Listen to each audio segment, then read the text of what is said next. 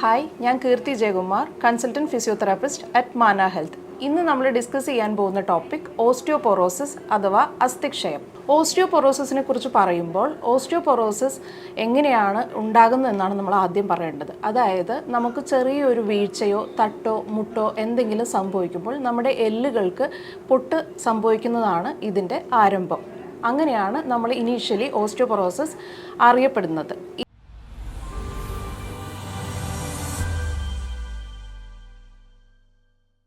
ഇത് കൂടുതലായിട്ട് പുരുഷന്മാരെക്കാളും കൂടുതലായിട്ട് സ്ത്രീകളിലാണ് കാണപ്പെടുന്നത്. അതിൻ്റെ കാരണം എന്താണെന്ന് വെച്ചാൽ ആർത്തവ വിരാമത്തിന് ശേഷം സ്ത്രീകളുടെ ശരീരത്തിലെ ഹോർമോണിൻ്റെ വ്യതിയാനം മൂലം ഓസ്റ്റിയോപൊറോസിസ് ഉണ്ടാകുന്നു.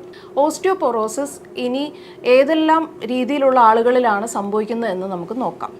ജീവിതശൈലി രീതികൾ, അതായത് അമിതമായ മദ്യപാനം, പുകവലി അങ്ങനെ മുതലായ ദുശീലങ്ങളുള്ള ആളുകളിൽ ഓസ്റ്റിയോപൊറോസിസ് കാണപ്പെടാറുണ്ട്. പിന്നെ നമുക്ക് വളരെയധികം സ്റ്റിറോയിഡുകൾ, അതായത് ഹെപ്പാരിൻ അതുപോലത്തെ സ്റ്റിറോയിഡുകൾ അധികമായി യൂസ് ചെയ്യുന്ന ആൾക്കാരിലും കാലക്രമേണ സെക്കൻഡറി ആയിട്ട് നമ്മൾ ഓസ്റ്റിയോപൊറോസിസ് കാണാറുണ്ട്.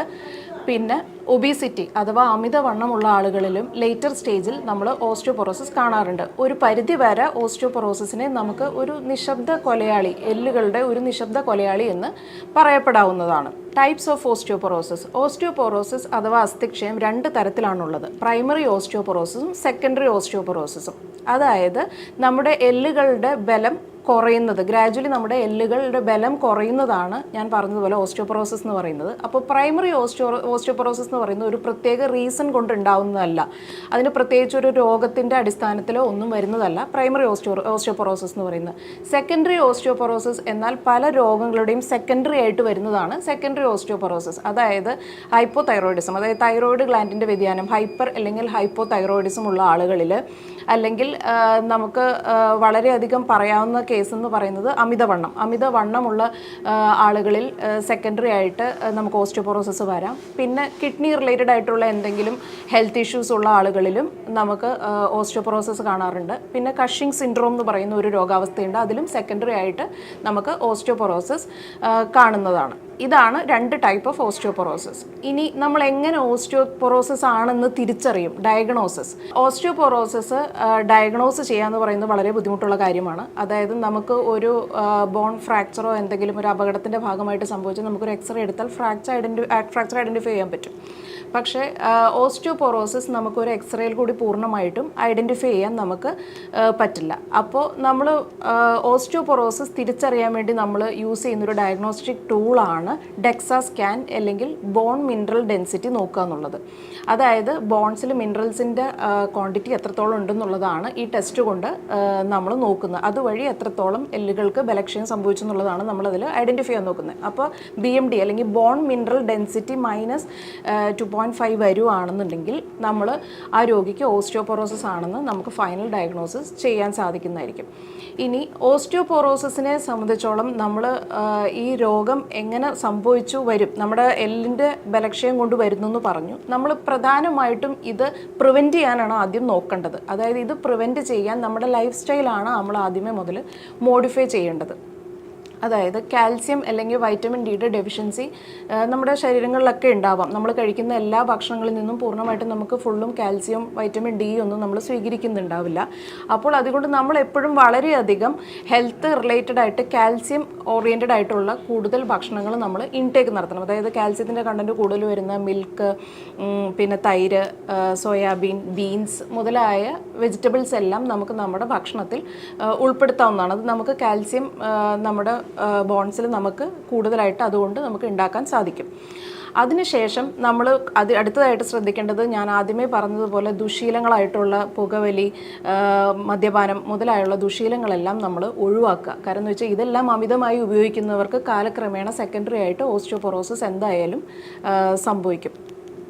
പിന്നെ വ്യായാമം കുറയുന്നതിൻ്റെ ഭാഗമാണ് നമുക്ക് അമിതവണ്ണം അല്ലെങ്കിൽ ഒബീസിറ്റി ഉണ്ടാകുന്നത്. അപ്പോൾ വളരെയധികം എക്സസൈസുകൾ, ബോൺസിനെ സ്ട്രെങ്ത് ചെയ്യുന്ന എക്സസൈസുകൾ നമ്മൾ വളരെയധികം ഇനീഷ്യലി ചെറിയ കാലം മുതൽ, ഓൾമോസ്റ്റ് നമ്മുടെ ബോണിൻ്റെ വളർച്ചകളെല്ലാം 30 വയസ്സൊക്കെ ആകുമ്പോഴത്തേക്കും ഓൾമോസ്റ്റ് നമുക്ക് ഫുള്ളി ബോൺ ഡെവലപ്മെൻറ്റും കാര്യങ്ങളൊക്കെ ആവും. അപ്പോൾ ആ ഒരു സ്റ്റേജിൽ മുതലേ നമ്മൾ ബോൺസിനെ സ്ട്രെങ്തൻ ചെയ്യുന്ന എക്സസൈസും കാര്യങ്ങളെല്ലാം നമ്മുടെ ഡെയിലി ലിവിങ്ങിൽ ഒരു ഹാബിറ്റായിട്ട് നമ്മൾ കൊണ്ടുപോകണം. പിന്നെ ഈ ഫുഡ്സ് എല്ലാം എടുത്ത് ഇതിൽ കൂടെ കാൽസ്യം കിട്ടുന്ന എന്ന് പറഞ്ഞാലും നമുക്ക് കാൽസ്യം സപ്ലിമെൻറ്റ്സ് ആയിട്ടുള്ള മെഡിക്കേഷൻസും നമുക്ക് ഡോക്ടറിൻ്റെ പ്രിസ്ക്രിപ്ഷനോടുകൂടി എടുക്കാവുന്നതാണ് നമ്മുടെ കാൽസ്യം വൈറ്റമിൻ ഡി മെയിൻറ്റെയിൻ ചെയ്യാൻ ബോഡിയിൽ. ഇത്രയും കാര്യങ്ങളാണ് നമ്മുടെ ലൈഫ് സ്റ്റൈലിൽ നമ്മൾ മോഡിഫൈ ചെയ്യേണ്ടത് ഓസ്റ്റിയോപൊറോസിസ് പ്രിവെൻറ്റ് ചെയ്യാൻ വേണ്ടി. അടുത്തതായി നമ്മൾ പറയുന്നത് ഓസ്റ്റിയോപൊറോസിസിൻ്റെ ട്രീറ്റ്മെൻ്റ് ആണ്. എന്താണ് ഓസ്റ്റിയോപൊറോസിസിന് നമുക്ക് കൊടുക്കാവുന്ന ട്രീറ്റ്മെൻറ്റ്? പ്രൈമറി ട്രീറ്റ്മെൻറ്റ് എന്ന് പറയുന്നത് നമുക്ക് ഇതുപോലെ വേദന, ബുദ്ധിമുട്ടുകൾ, ബലക്ഷയം കാര്യങ്ങൾക്കെല്ലാം ഞാൻ ആദ്യം പറഞ്ഞതുപോലെ എക്സസൈസ് പ്രോഗ്രാം, അതായത് റീഹാബിലിറ്റേഷൻ പ്രോഗ്രാം തന്നെയാണ് പ്രൈമറി കൺസേൺ എന്ന് പറയുന്നത്. നമ്മൾക്ക് ഏതൊക്കെ പേശികൾക്കാണ് നമുക്ക് ബലക്കുറവ് കാര്യങ്ങൾ വരുന്നതെന്ന് വെച്ചാൽ അതിനെ കോൺസെൻട്രേറ്റ് ചെയ്ത് നമ്മൾ മസിൽസിന് സ്ട്രെങ്ത്, പ്രത്യേകിച്ചും നമുക്ക് നോർമൽ ഒരു എക്സസൈസ് പ്രോഗ്രാം ആയിട്ട് പോയിട്ട് കാര്യമില്ല. നമ്മൾ വെയിറ്റ് ബെയറിങ് എക്സസൈസുകളായിരിക്കണം കൂടുതൽ. കാരണം എന്ന് വെച്ച് കഴിഞ്ഞാൽ ബോൺസിൻ്റെ ബലം കുറയുവാണ്, സ്ട്രോങ്നെസ് കുറയുവാണ്. അപ്പോൾ അതിനെ സ്ട്രെങ്തൻ വരാനുള്ള വെയിറ്റ് ബെയറിങ് എക്സസൈസുകളായ റണ്ണിങ്, ജോഗിങ് അതൊക്കെ ആയിരിക്കണം നമ്മൾ കൂടുതലും ഇനീഷ്യേറ്റ് ചെയ്യേണ്ടത്, പ്രൈമറി റീഹാബിലിറ്റേഷനിൽ വരേണ്ടത്. സെക്കൻഡ് ഓപ്ഷൻ എന്ന് പറയുന്നത് നമുക്ക് ഒരു അഡ്വാൻസ്ഡ് ആയിട്ടുള്ള ഒരു ട്രീറ്റ്മെൻ്റ് ആണുള്ളത്, PCRT എന്ന് പറയുന്നത്, അതായത് pulsed cell repair therapy. Pulsed cell repair therapy അഥവാ PCRT എങ്ങനെ ഓസ്റ്റിയോപൊറോസിൽ ഫലിക്കും എന്നുള്ളതാണ് നമ്മൾ അടുത്തതായിട്ട് പറയുന്നത്. അതായത് PCRT എന്ന് പറയുന്ന മെഷീൻ ഒരു ഇലക്ട്രോ മാഗ്നറ്റിക് വേവ്സ്, ഒരു കാന്തിക ശക്തിയാണ് പ്രൊവൈഡ് ചെയ്യുന്നത്. അപ്പോൾ ഈ ഇലക്ട്രോ മാഗ്നറ്റിക് വേവിൻ്റെ അകത്ത് കിട്ടുന്ന തരത്തിൽ രോഗി ഈ PCRTയിൽ നമ്മൾ പ്ലേസ് ചെയ്യുകയാണ് ചെയ്യുന്നത്. അപ്പോൾ 12 സെഷൻസ് കണ്ടിന്യൂസ് ആണ് നമ്മൾ PCRT എടുക്കേണ്ടത്. അപ്പോൾ ഈ ഇലക്ട്രോ മാഗ്നറ്റിക് വേവ് കൊണ്ട് നമ്മുടെ ശരീരത്തിലെ സെൽസിലും ടിഷ്യൂസിലും ഉണ്ടാക്കുന്ന പെയിനും ഇൻഫ്ലമേഷനും എല്ലാം കുറച്ച് ആ ഭാഗങ്ങളിലേക്കുള്ള ബ്ലഡ് സർക്കുലേഷൻ ഇംപ്രൂവ് ചെയ്യുകയാണ് ചെയ്യുന്നത്. ഇത് ഇമ്മീഡിയറ്റ് ആയിട്ട് നടക്കുന്ന ഒരു പ്രോസസ്സല്ല. നമ്മൾ 12 ഡേയ്സ് കണ്ടിന്യൂസ് ആയിട്ട് വരണം. അത് കഴിഞ്ഞിട്ട് നമുക്ക് 3 വീക്സും 6 വീക്സും ഫോളോ അപ്പ് വരുന്നുണ്ട്. അപ്പോൾ 6 വീക്സ് ഓൾമോസ്റ്റ് എടുക്കും നമുക്ക് PCRTയുടെ ട്രീറ്റ്മെൻറ്റ് എഫക്റ്റ് രോഗിക്ക് എത്രത്തോളം ഈ ഓസ്റ്റിയോപൊറോസിസിൽ വലിച്ചു എന്ന് നമുക്കറിയാൻ ഓൾമോസ്റ്റ് 6 ആഴ്ച എടുക്കും.